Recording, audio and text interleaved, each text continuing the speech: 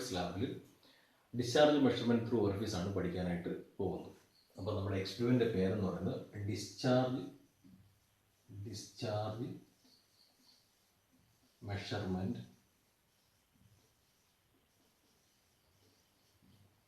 Through orifice.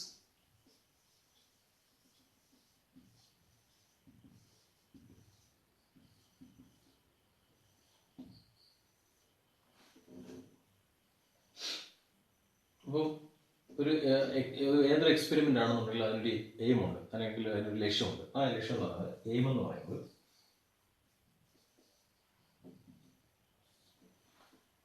to determine the coefficient of discharge of given orifice and plot the graph coefficient of discharge versus actual discharge.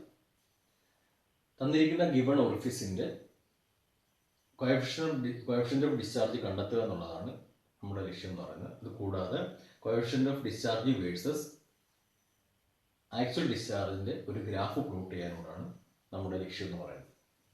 നമ്മുടെ aim എന്ന് പറയുന്നത് determine the coefficient of discharge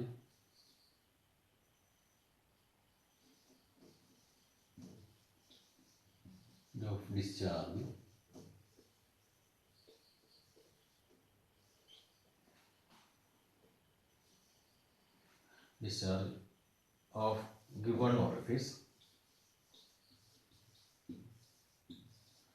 and plot the graph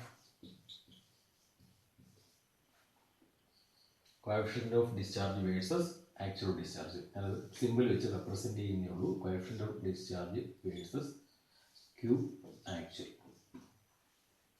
ഇതാണ് നമ്മുടെ experimental ലക്ഷ്യം എന്ന് പറയുന്നത്. ഇനി ഈ എക്സ്പെരിമെൻ്റ് കണ്ടെത്തുന്നതിന് വേണ്ടിയിട്ട്, അല്ലെങ്കിൽ കോഎഫിഷ്യന്റ് ഓഫ് ഡിസ്ചാർജ് കണ്ടെത്തുന്നതിന് വേണ്ടിയിട്ട് എന്തൊക്കെയാണ് ഉപകരണങ്ങൾ വേണ്ടതെന്നുള്ളതാണ് അടുത്തതിൽ പറയുന്നത്.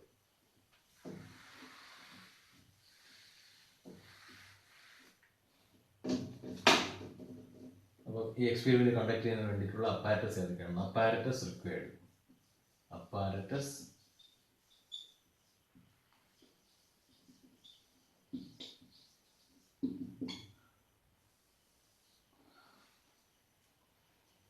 ഇത് നമ്മുടെ ലാബിലൊരു എക്സ്പെരിമെൻ്റൽ സെറ്റപ്പ് ഉണ്ട്. ആ എക്സ്പെരിമെൻ്റൽ സെറ്റപ്പിനകത്ത് എന്തൊക്കെയാണുള്ളതെന്നാണ് പറയാനായിട്ട് പോകുന്നത്.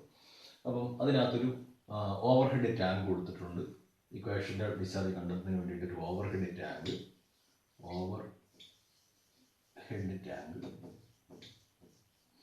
അതേപോലെ ഒരു മെഷറിംഗ് ടാങ്ക്,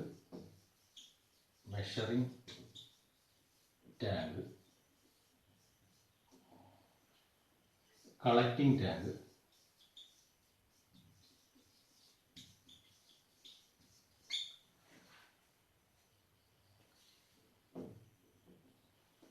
മെഷറിംഗ് ടാങ്കിൽ ഒരു നിശ്ചിത വോളിയം വെള്ളം കളക്ട് ചെയ്യുന്നതിന് വേണ്ട സമയം കണ്ടുപിടിക്കുന്നതിന് വേണ്ടിയിട്ടൊരു സ്റ്റോപ്പ് വാച്ച്.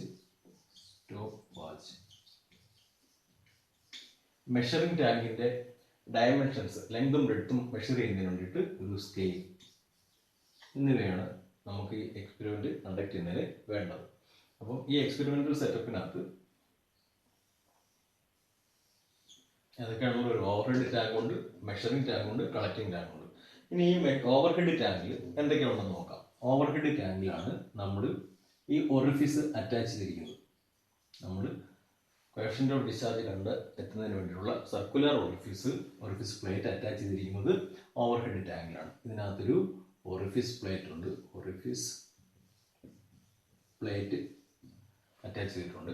അത് കൂടാതെ ഈ ഓവർഹെഡ് ടാങ്കിലെ ഹെഡ് ഓഫ് വാട്ടർ മെഷർ ചെയ്യുന്നതിന് വേണ്ടിയിട്ട്, അല്ലെങ്കിൽ അതിൻ്റെ വാട്ടർ ലെവൽ കണ്ടെത്തുന്നതിന് വേണ്ടിയിട്ട് ഒരു ഗ്രാജുവേറ്റഡ് പീസോമീറ്റർ ഫിറ്റ് ചെയ്തിട്ടുണ്ട്. ഗ്രാജുവേറ്റഡ്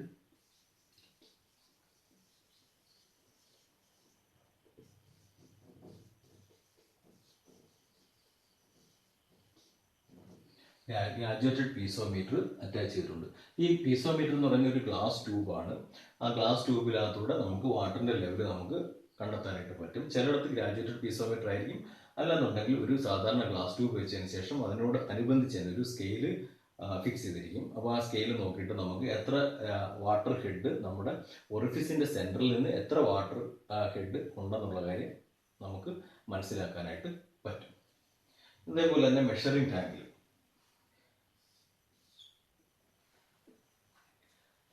അതിലും ഒരു ഗ്രാജുവേറ്റഡ് പീസോമീറ്റർ കൊടുത്തിട്ടുണ്ട്.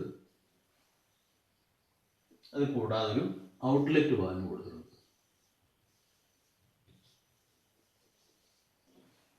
ഓവർഹെഡ് ടാങ്കിൽ നിന്ന് വരുന്ന വെള്ളം നേരെ മെഷറിംഗ് ടാങ്കിലാണ് കളക്ട് ചെയ്യപ്പെടുന്നത്. അതിനകത്ത് ഹെഡ് ഓഫ് വാട്ടർ, മെഷറിംഗ് ടാങ്കിൽ വീഴുന്ന വെള്ളത്തിൻ്റെ ഹെഡ് ഓഫ് വാട്ടർ മെഷർ ചെയ്യുന്നതിന് വേണ്ടിയിട്ട് ഒരു ഗ്രാജുവേറ്റഡ് പീസോമീറ്റർ ഫിറ്റ് ചെയ്തിട്ടുണ്ട്. അല്ലെങ്കിൽ ഒരു ഗ്ലാസ് ട്യൂബ് ഫിറ്റ് ചെയ്തതിന് ശേഷം അതിനോടനുബന്ധിച്ച് തന്നെ ഒരു സ്കെയിൽ അറ്റാച്ച് ചെയ്തിരിക്കും. അപ്പോൾ അതിനകത്ത് ഹെഡ് ഓഫ് വാട്ടർ നമുക്ക് കണ്ടെത്താനായിട്ട് പറ്റും. അതേപോലെ ഒരു ഔട്ട്ലെറ്റ് വാൽവ് കൊടുത്തിട്ടുണ്ട്. ഈ ഔട്ട്ലെറ്റ് വാൽവ് നമ്മൾ ഈ മെഷറിംഗ് ടാങ്കിൽ വോളിയം ഓഫ് വാട്ടർ മെഷർ ചെയ്യുന്ന സമയത്ത് ഈ ഔട്ട്ലെറ്റ് വാൽവ് ക്ലോസ്ഡ് ആയിരിക്കും. നമ്മൾ ഒരു മെഷർമെൻറ്റ് എടുത്തു കഴിഞ്ഞതിന് ശേഷം നമ്മൾ ഈ ഔട്ട്ലെറ്റ് വാൽവിനെ ഓപ്പൺ ചെയ്യും. ഓപ്പൺ ചെയ്യുന്ന സമയത്ത് ഈ വെള്ളം എങ്ങോട്ടേക്കാണ് ഫ്ലോ ചെയ്യുന്നത്? കളക്റ്റിംഗ് ടാങ്കിലേക്കാണ് ഫ്ലോ ചെയ്യുന്നത്. അപ്പോൾ ഈ കളക്റ്റിംഗ് ടാങ്കിൽ, മെഷറിംഗ് ടാങ്കിൽ നിന്നുള്ള വെള്ളം നേരെ കളക്റ്റിംഗ് ടാങ്കിലേക്ക് വരും. കളക്റ്റിംഗ് ടാങ്കിൽ നിന്ന് നേരെ വെള്ളം സർക്കുലേറ്റ് ചെയ്ത് ഒരു പമ്പ് വഴി സർക്കുലേറ്റ് ചെയ്ത്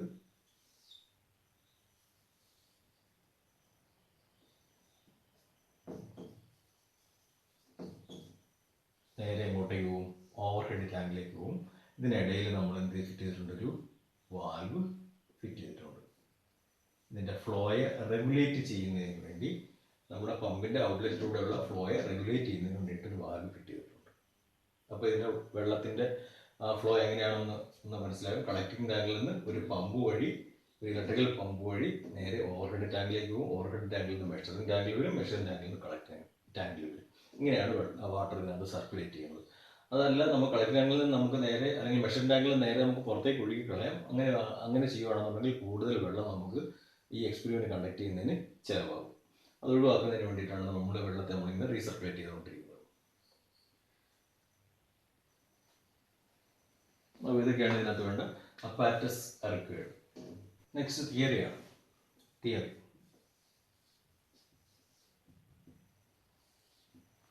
തിയറിക്കകത്ത് നമ്മൾ ഉൾക്കൊള്ളിച്ചിരിക്കുക എന്ന് പറഞ്ഞു കഴിഞ്ഞാൽ ഡെഫിനിഷൻ ഓഫ് ഓറിഫിസിൻ്റെ ഡെഫിനിഷൻ കൊടുത്തിട്ടുണ്ട്.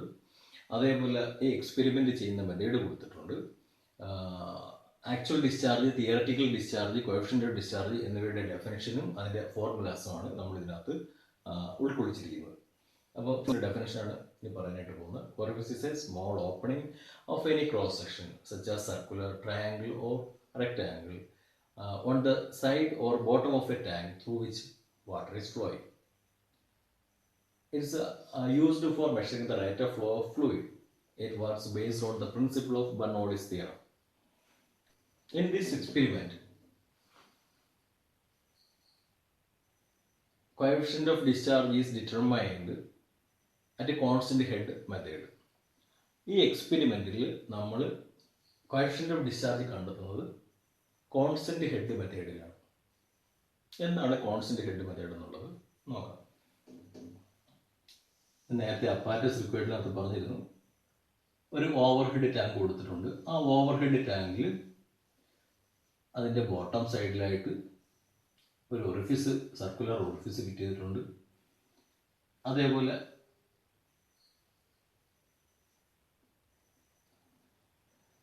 ആ ഒറിഫിസിൻ്റെ സെൻറ്ററിൽ വരുന്ന രീതിയിൽ ഒരു പീസോമീറ്റർ ഫിറ്റ് ചെയ്തിട്ടുണ്ട്. അപ്പം പീസോമീറ്റർ ഒരു ഗ്ലാസ് ട്യൂബാണ്. അപ്പം ഇതിനകത്ത് എത്ര വാട്ടർ ലെവലുണ്ടോ അത്രയും വാട്ടർ ലെവൽ ഈ ഗ്ലാസ് ട്യൂബിലൂടെ നമുക്ക് കാണാനായിട്ട് പറ്റും. അപ്പോൾ ഇതേ ലെവൽ തന്നെ ആയിരിക്കും. അപ്പം ഹെഡ് ഓഫ് വാട്ടർ എത്രയാണെന്ന് നമുക്ക് ഈസി ആയിട്ട് പീസോമീറ്ററിലൂടെ നമുക്ക് കണ്ടെത്താനായിട്ട് പറ്റും. അപ്പം ഇതിലൂടെ ഇങ്ങനെ വാട്ടർ ഇങ്ങനെ ഫ്ലോ ചെയ്തുകൊണ്ടിരിക്കുകയാണ്. അപ്പോൾ ഈ ഓവർഹെഡ് ടാങ്കിൽ വെള്ളം സപ്ലൈ ചെയ്ത് കൊടുക്കുന്നത് കളക്റ്റിംഗ് ടാങ്കിൽ നിന്ന് ഒരു പമ്പ് ഉപയോഗിച്ചിട്ടാണ്. അപ്പോൾ പമ്പ് ഉപയോഗിച്ചിട്ട് വെള്ളം നേരെ എങ്ങോട്ടേക്ക് വീഴും? ഓവർഹെഡ് ടാങ്കിലേക്ക് വീഴും. ഈ ഫ്ലോയെ റെഗുലേറ്റ് ചെയ്യുന്നതിന് വേണ്ടിയിട്ട് ഒരു വാൽവ് നമ്മൾ ഇതിനകത്ത് ഫിറ്റ് ചെയ്തിട്ടുണ്ട്.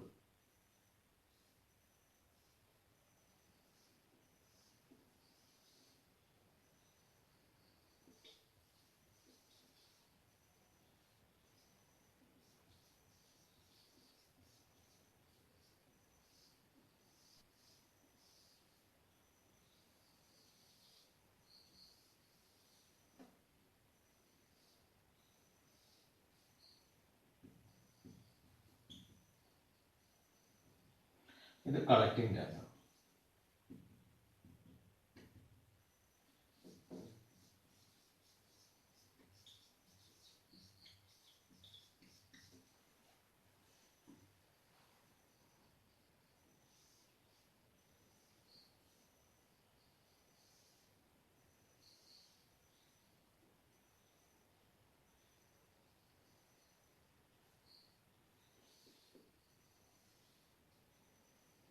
ഇത് മെഷറിംഗ് ടാങ്കാണ്.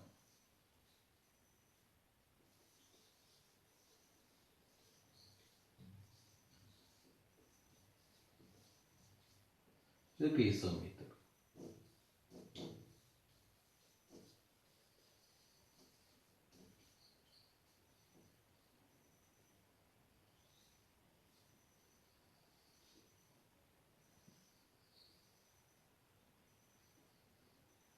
ഈ കൊടുത്തിരിക്കുന്നത് ഒരു വാൽവാണ്.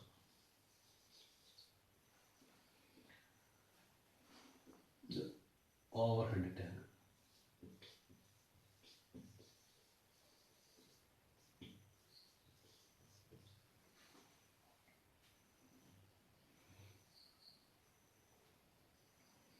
ഇപ്പോൾ കോൺസ്റ്റന്റ് ഹെഡ് എന്ന് പറഞ്ഞു കഴിഞ്ഞാൽ നമ്മുടെ ഒറിഫിസിലൂടെ പുറത്തേക്ക് പോകുന്ന വെള്ളവും അതേപോലെ ഈ പമ്പിൽ നിന്ന് ഓവർ ഹെഡ് ടാങ്കിലേക്ക് സപ്ലൈ ചെയ്ത് കൊടുക്കുന്ന വെള്ളവും തുല്യ അളവിലായിരിക്കും. എന്ന് പറഞ്ഞു കഴിഞ്ഞാൽ ഇവിടെ ഒരു നിശ്ചിത വാട്ടർ ഹെഡ് എത്തിക്കഴിഞ്ഞാൽ അത് പിന്നെ റൈസ് ചെയ്യോ അല്ലെങ്കിൽ ലോവർ ചെയ്യോ ചെയ്യത്തില്ല.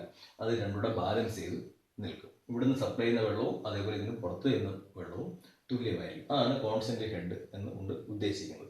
അപ്പോൾ ഈ കോൺസ്റ്റന്റ് ഈ ഒരു പർട്ടിക്കുലർ ഹെഡിൽ കോൺസ്റ്റന്റ് ഹെഡിൽ നിൽക്കുമ്പോഴുള്ള ആക്ച്വൽ ഡിസ്ചാർജാണ് നമ്മൾ കണ്ടെത്തുന്നത്. അതിന് വേണ്ടിയിട്ടാണ് മെഷറിംഗ് ടാങ്ക് കൊടുത്തിരിക്കുന്നത്. അപ്പോൾ കോൺസ്റ്റന്റ് ഹെഡ് എന്താണെന്ന് മനസ്സിലായി കാണും. എന്തായിരിക്കും നമ്മുടെ ഓറിഫിസിൽ നിന്ന് പുറത്തു പോകുന്ന വെള്ളത്തിൻ്റെ അളവും അതേപോലെ പമ്പിൽ നിന്ന് ഓവർഹെഡ് ടാങ്കിലേക്ക് സപ്ലൈ ചെയ്യുന്ന വെള്ളത്തിൻ്റെ അളവും തുല്യ അളവിലായിരിക്കും. അപ്പോൾ ഇതിനകത്ത് ഒരു ഹെഡ് എന്ന് പറയുന്നത് ഹെഡ് ഓഫ് വാട്ടർ എന്ന് പറയുന്നത് നമ്മുടെ ഇതിൻ്റെ സെൻറ്ററിൽ നിന്ന് ഈ സർഫസ് വരെയുള്ള അതാണ് ഹെഡ് ഓഫ് വാട്ടർ എന്ന് പറയുന്നത്. ഹെഡ് ഓഫ് വാട്ടർ കോൺസ്റ്റന്റ് ആയിരിക്കും. അത് വാൽവ് അഡ്ജസ്റ്റ് ചെയ്യുന്നതിനനുസരിച്ചിട്ട് വ്യത്യാസപ്പെട്ടുകൊണ്ടിരിക്കും. അപ്പോൾ നമ്മൾ ഫുൾ ഓപ്പൺ ചെയ്തിരിക്കുകയാണെങ്കിൽ ഹെഡ് ഓഫ് വാട്ടർ ഈ ഓവർഹെഡ് ടാങ്കിൽ കൂടുതൽ ലെവലിൽ കാണും. വാൽവ് ക്ലോസ് ചെയ്തുകൊണ്ടിരിക്കുമ്പോഴത്തേക്കും അടയ്ക്കുന്ന സമയത്ത് അല്ലെങ്കിൽ ഒരു പകുതി വരെ അടച്ചു കാണുന്നുണ്ടെങ്കിൽ ഇത് നേരെ ഇത്രയും ലെവലിൽ വരെ മാത്രമേ അല്ലെങ്കിൽ ഈ ലെവൽ വരെ മാത്രമേ ഹെഡ് ഓഫ് വാട്ടർ ഉണ്ടാകത്തുള്ളൂ. ഹെഡ് ഓഫ് വാട്ടർ കൂടുന്നതനുസരിച്ച് ഇതുവഴി പോകുന്ന വെള്ളത്തിൻ്റെ വെലോസിറ്റിയും കൂടിക്കൊണ്ടേയിരിക്കും. ഈ ജെറ്റ് ഓഫ് ഫ്ലോയുടെ വെലോസിറ്റി കൂടിക്കൊണ്ടിരിക്കും. To determine the coefficient of discharge through experimental method, water is allowed to flow through overhead tank or orifice fitted tank at a constant head and is measured in measuring tank for a known time. എന്ന് പറഞ്ഞു കഴിഞ്ഞാൽ സ്ഥിരമായ head overhead ടാങ്കിൽ maintain ചെയ്തുകൊണ്ട് വെള്ളത്തെ ഒറിഫിസിലൂടെ ഒഴുക്കി വിട്ട്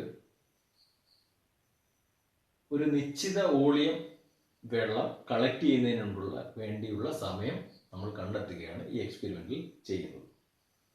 കൂടുതൽ വിശദമായിട്ട് നമ്മുടെ പ്രാക്ടിക്കൽ അതിൻ്റെ പ്രൊസീജിയർ പറയുന്ന സമയത്ത് കൂടുതൽ വിശദമായിട്ട് പറയാം. ഇതാണ് നമ്മൾ എക്സ്പെരിമെന്റ് ചെയ്യുന്ന രീതി എന്ന് പറയുന്നത്.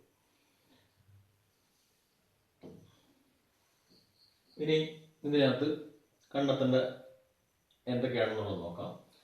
ഫസ്റ്റ് കോഎഫിഷ്യന്റ് ഓഫ് ഡിസ്ചാർജ് ആണ് നമുക്ക് കണ്ടെത്തേണ്ടത്. ഫൈനലായിട്ട് കണ്ടെത്തുന്നത് കോഎഫിഷ്യന്റ്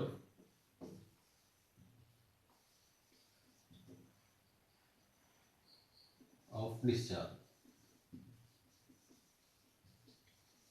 ഇതിനെ ഡിനോട്ട് ചെയ്യുന്നത് സി ഡി എന്നാണ്. ക്യാപിറ്റൽ സിയും small D. Coefficient of discharge C D is definition of discharge is it is the ratio of actual discharge divided by theoretical discharge. Actual discharge divided by theoretical discharge. Actual ഡിസ്ചാർജിനെ നമ്മൾ denote ചെയ്യുന്നത് QACT, അതേപോലെ theoretical discharge QTH, ഇങ്ങനെയാണ് denote ചെയ്യുന്നത്. ഇതിന്റെ value എന്ന് പറയുന്നത്, CD യുടെ വാല്യൂ എന്ന് പറയുന്നത് varies from value varies from 0.61 to 0.65. ഇത് നമ്മൾ പ്രാക്ടിക്കൽ എക്സ്പെരിമെന്റ് നടത്തി നമ്മൾ കണ്ടെത്തിയിട്ടുള്ളതാണ്. 0.61 0.65 ഇടയിലായിട്ടാണ് ഇതിന്റെ വാല്യൂ, CD യുടെ വാല്യൂ വേരി ചെയ്യുന്നത്. കോമൺ ജനറൽ പർപ്പസിന് വേണ്ടിയിട്ട് നമ്മൾ ഇതിന്റെ വാല്യൂ എടുക്കുന്നത്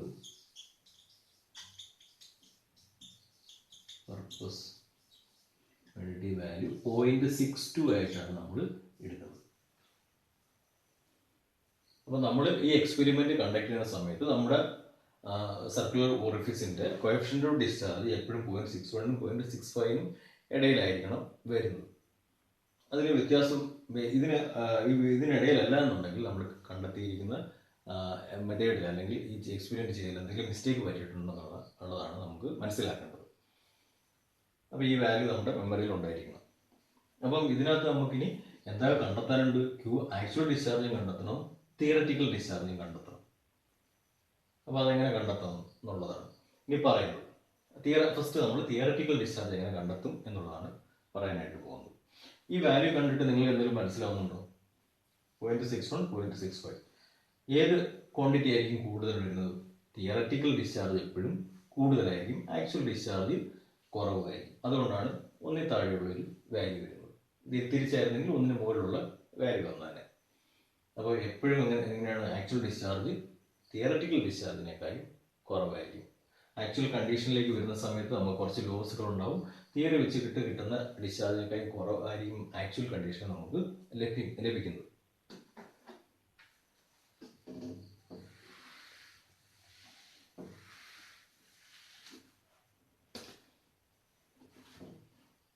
തിയററ്റിക്കൽ ഡിസ്ചാർജ്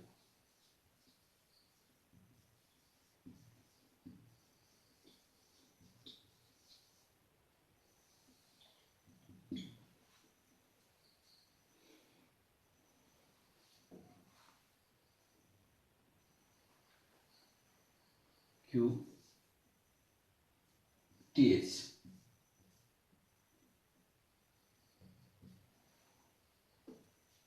ഇത് കണ്ടെത്തുന്നതിന് വേണ്ടിയിട്ട്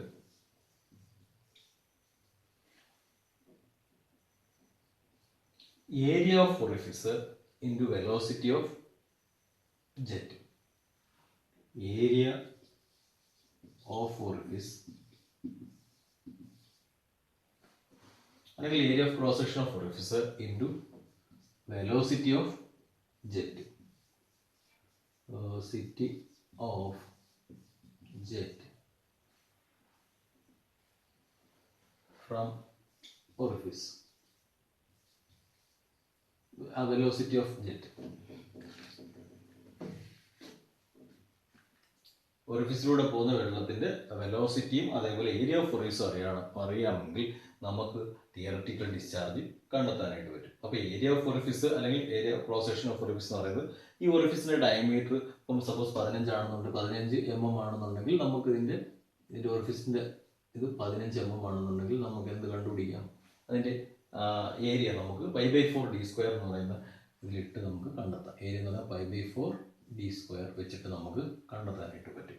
അപ്പോൾ ഇതിന് നമ്മൾ ഡിനോട്ട് ചെയ്യുന്നത് സ്മോൾ എ വെച്ചിട്ടാണ്. ഏരിയ ഓഫ് ഒറിഫിസിനെ സ്മോൾ എ വെച്ചിട്ട് ഡിനോട്ട് ചെയ്യും. ഇൻറ്റു വെലോസിറ്റി ഓഫ് ജെറ്റ് നമ്മുടെ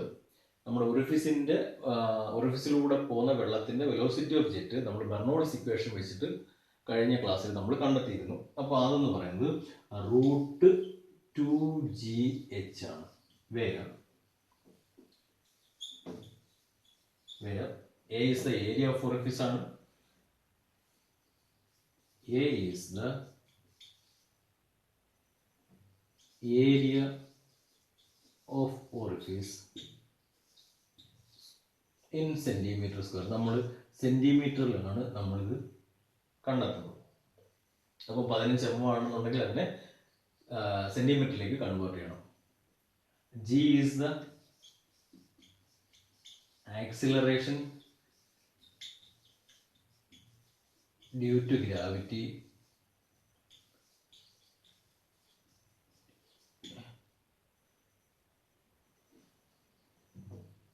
in centimetre per second square എന്ന് പറയുമ്പോൾ 981 സെൻറ്റിമീറ്റർ പെർ സെക്കൻഡ് സ്ക്വയർ ആണ് ഇതിൻ്റെ വാല്യൂ എടുക്കുന്നത്. 9.81 എടുത്ത് ചെയ്ത് 9.81 എടുത്ത് ചെയ്ത് കഴിഞ്ഞാൽ നമ്മുടെ വാല്യൂവിൽ വ്യത്യാസം വരും. കോഎഫിഷ്യന്റ് ഓഫ് ഡിസ്ചാർജ് കറക്റ്റായിട്ട് കിട്ടുകയില്ല. ഇനി എച്ച് എന്ന് പറയുന്നത് H is the head of water above the orifice.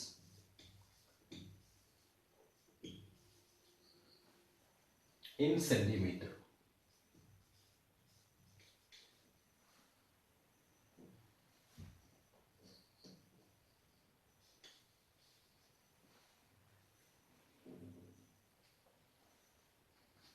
ഇങ്ങനെയാണ് തിയററ്റിക്കൽ ഡിസ്ചാർജ് കണ്ടെത്തുന്നത്. അപ്പോൾ theoretical discharge area of orifice അല്ലെങ്കിൽ area of cross section of orifice into velocity of jet വെച്ചിട്ടാണ് നമ്മൾ കണ്ടെത്തുന്നത്. ഈ വെലോസിറ്റി ഓഫ് ജെറ്റ് എന്തിനാണ് മെയിനായിട്ട് ഡിപ്പെൻഡ് ചെയ്യുന്നത്? ആക്സിലറേഷൻ ഡ്യൂ ടു ഗ്രാവിറ്റിയും ഹെഡ് ഓഫ് വാട്ടറിനെയും. ഈ 2G എന്ന് പറയുന്ന ടൈം കോൺസ്റ്റന്റ് ആണ്. ഹെഡ് എന്ന് പറയുന്നത് നമ്മൾ ഓരോ ഹെഡിലും ഉള്ളത് നമ്മൾ മാറ്റി നമ്മൾ ഈ എക്സ്പെരിമെന്റിൽ കണ്ടെത്തും. അത് വേരി ചെയ്യുന്ന ഒരു ക്വാണ്ടിറ്റി ഉള്ളൂ ഹെഡ് എന്ന് പറയുന്നത്. ബാക്കിയെല്ലാം എയും √2Gയും കോൺസ്റ്റന്റ് ആണ്. പിന്നെ ഡിഫറൻറ്റ് ഹെഡിലുള്ള ഡിസ്ചാർജ് നമ്മൾ കണ്ടെത്തുകയാണ് ചെയ്യുന്നത് ഈ എക്സ്പെരിമെന്റിൽ കോഎഫിഷ്യന്റ് ഓഫ് ഡിസ്ചാർജ് കണ്ടെത്തുന്നതിന് വേണ്ടിയിട്ട്. നെക്സ്റ്റ് എന്ന് പറയാൻ തിയററ്റിക്കൽ ഡിസ്ചാർജ്, ആക്ച്വൽ ഡിസ്ചാർജ്.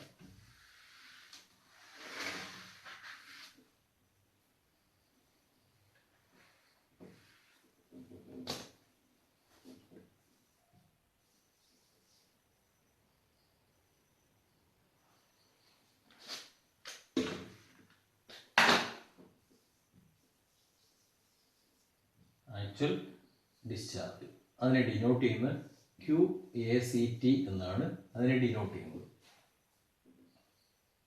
ഒരു കാര്യം പറയാൻ മറന്നുപോയി, തിയററ്റിക്കൽ ഡിസ്ചാർജിന്റെ യൂണിറ്റ് QTHന്റെ യൂണിറ്റ് എന്ന് പറയുന്നത് സെന്റിമീറ്റർ ക്യൂബ് പെർ സെക്കൻഡ് ആണ്. ഈ ആക്ച്വൽ ഡിസ്ചാർജിന്റെ യൂണിറ്റും സെന്റിമീറ്ററിൽ തന്നെയാണ് നമ്മളിത് കണ്ടെത്തുന്നത്. ഇതിന്റെ unit centimetre cube per second ആണ്. ഇതെങ്ങനെയാണ് കണ്ടെത്തുന്നതാണ് പറയുന്നത്. Q actual is equal to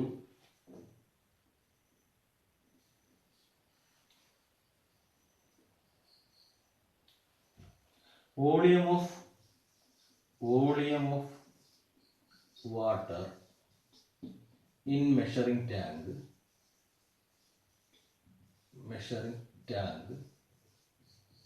divided by 10.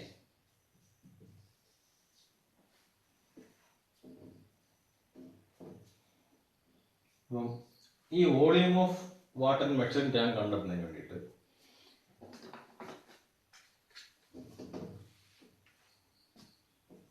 Suppose ഇതാണ് മെഷറിംഗ് ടാങ്ക്. ഈ മെഷറിംഗ് ടാങ്ക് ഒരു റെക്ടാങ്കുലർ ഷേപ്പിലുള്ള ഒരു ബോക്സ് ആണ്.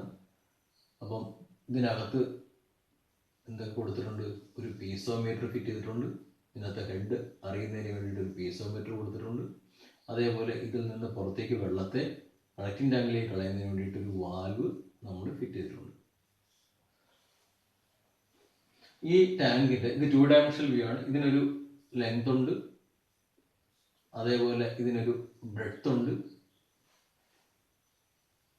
അതേപോലെ ഒരു നിശ്ചിത വോളിയം വെള്ളം ഇതിനകത്ത് സ്റ്റോർ ചെയ്യപ്പെടുന്നുള്ള ടൈമാണ് നമ്മൾ കണ്ടെത്തുന്നത്. അപ്പം ഇതിനകത്ത് volume of water measuring tank കണ്ടെത്തുന്നതിന് വേണ്ടിയിട്ട് ഇതിൻ്റെ ലെങ്തും അതിൻ്റെ കനവും കൂടെ ലെങ്ത് ഇൻറ്റു ബ്രെഡ്ത്ത് കൊണ്ട് മൾട്ടിപ്ലൈ ചെയ്യുമ്പോഴത്തേക്കും അതിൻ്റെ ക്രോസ് സെക്ഷണൽ ഏരിയ കിട്ടി. അതേപോലെ ഇനി നമ്മൾ എത്ര വോളിയം ഓഫ് വെള്ളം, നിശ്ചിത വോളിയം ഓഫ് വെള്ളമാണ് നമ്മളിത് കളക്ട് ചെയ്യുന്നത്. സപ്പോസ് ഇവിടുന്ന് ഇവിടെ വരെയുള്ള വെള്ളം നമ്മൾ കളക്ട് ചെയ്തു. അപ്പം ഇത് 10 സെൻറ്റിമീറ്റർ ആണെന്നുണ്ടെങ്കിൽ അത് 10 എന്ന് എടുക്കാം. അല്ലെങ്കിൽ ഇതിനെ നമ്മൾ എന്ത് ചെയ്യുക, H എന്ന് ഡിനോട്ട് ചെയ്യുക. എച്ച് എന്ന് ഡിനോട്ട് ചെയ്യും. അപ്പം എൽ ബി ഇൻറ്റു ആ വാട്ടർ കോളത്തിൻ്റെ ഹൈറ്റ്. അപ്പോഴത്തേക്കും നമുക്ക് എന്ത് കിട്ടും? Volume of water in measuring tank നമുക്ക് കിട്ടി. L into B into H. നമ്മളിവിടെ എച്ച് സാധാരണ രീതിയിൽ ഒരു 10 സെൻറ്റിമീറ്റർ റൈസിനുള്ള വെള്ളമാണ് നമ്മൾ, അതിനുള്ള ടൈമാണ് നമ്മൾ എടുക്കാറ്. അപ്പം ഇനി ടൈം എങ്ങനെ കണ്ടെത്തുന്നുള്ളൂ? ടൈം കണ്ടെത്തുന്നതിന് വേണ്ടിയിട്ട് നമ്മൾ സ്റ്റോപ്പ് വാച്ച് നമ്മൾ ഉപയോഗിച്ചിട്ടാണ് നമ്മൾ ടൈം കണ്ടെത്തുന്നത്. അപ്പം ഈ ലെവലിൽ വെള്ളം എത്തുമ്പോഴത്തേക്കും സ്റ്റോപ്പ് വാച്ച് നമ്മൾ ഓണാക്കും. സപ്ലൈ ടാങ്ക് ഓവർഹെഡ് ടാങ്കിൽ നിന്ന് വെള്ളം വന്നതിന് ശേഷം മെഷറിംഗ് ടാങ്കിലെത്തും. മെഷറിംഗ് ടാങ്കിൽ ഈ വാൽവ് ക്ലോസ്ഡ് ആണ്. അപ്പോൾ ഇതിനകത്ത് റൈസ് ചെയ്യാൻ തുടങ്ങും. റൈസ് ചെയ്യാൻ തുടങ്ങിയിട്ട് നമ്മൾ ഈ ഒരു പർട്ടിക്കുലർ ലെവലിൽ നമ്മളൊരു ഇപ്പോൾ ഒരു 2 സെൻറ്റിമീറ്റർ ഹൈറ്റിൽ വെച്ചിട്ട് നമ്മൾ സ്റ്റോപ്പ് വാച്ച് ഓണാക്കി. പിന്നെ ഒരു 12 ആകുമ്പോഴത്തേക്കും 10 സെൻറ്റിമീറ്റർ 12 ആകുമ്പോഴത്തേക്കും ഈ ലെവലിൽ വാട്ടർ എത്തി. ഈ ലെവലിൽ വാട്ടർ എത്തിയപ്പോഴത്തേക്കും സ്റ്റോപ്പ് വാച്ച് ക്ലോസ് ചെയ്തു. അന്നേരം ഇതിനിടയിൽ വരുന്ന ഇത്രയും റൈസ് ചെയ്യുന്നതിന് 8 സെൻറ്റിമീറ്റർ റൈസ് ചെയ്യുന്നതിന് വേണ്ടിയിട്ടുള്ള ടൈം നമുക്ക് സ്റ്റോപ്പ് വാച്ചിൽ നിന്ന് കിട്ടും. അങ്ങനെയാണ് നമ്മൾ എന്ത് മെഷർ ചെയ്യുന്നത്? ആക്ച്വൽ ഡിസ്ചാർജ് മെഷർ ചെയ്യുന്നത്. അപ്പം ഇതിനകത്തും ലെങ്ത് കോൺസ്റ്റന്റ് ആണ്, ബി കോൺസ്റ്റന്റ് ആണ്, എച്ച് വേണമെങ്കിൽ നമുക്ക് കോൺസ്റ്റന്റ് ആക്കി എടുക്കാം. എല്ലാ പ്രാവശ്യം എക്സ്പെരിമെന്റ് ചെയ്യുമ്പോഴും എച്ച് എന്ന് പറഞ്ഞാൽ 10 സെൻറ്റിമീറ്ററോ അല്ലെങ്കിൽ 15 സെൻറ്റിമീറ്ററോ അങ്ങ് എടുത്തു കഴിഞ്ഞാൽ ഇതെല്ലാം നമുക്ക് കോൺസ്റ്റന്റ് ആയിട്ട് കിട്ടും. ഇതിനകത്ത് ഏത് മാത്രമേ വേരി ചെയ്യത്തുള്ളൂ? ടൈം മാത്രമേ വേരി ചെയ്യത്തുള്ളൂ. ഇതെല്ലാം ഗിവൺ ഡാറ്റ ആയിട്ട് നമ്മൾ ലെങ്തും ബ്രെഡ്ത്തും എല്ലാം തരും. അല്ലെങ്കിൽ സ്കെയിൽ ഉപയോഗിച്ചിട്ട് ലെങ്തും ബ്രെഡ്ത്തും നമ്മൾ മെഷറിംഗ് ടാങ്കിൻ്റെ ലെങ്തും ബ്രെഡ്ത്തും മെഷർ ചെയ്യും. അപ്പം ഇവിടെ വേറെ എൽ ആൻഡ് ബി എന്ന് പറയുന്നത് length and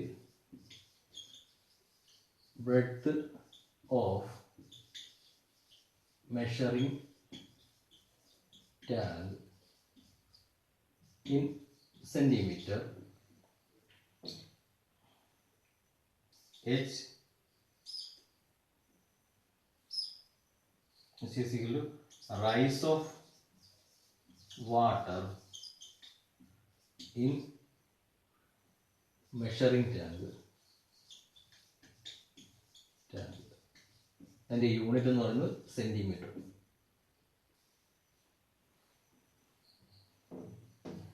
T is equal to time taken to rise H centimeter of water in measuring tank.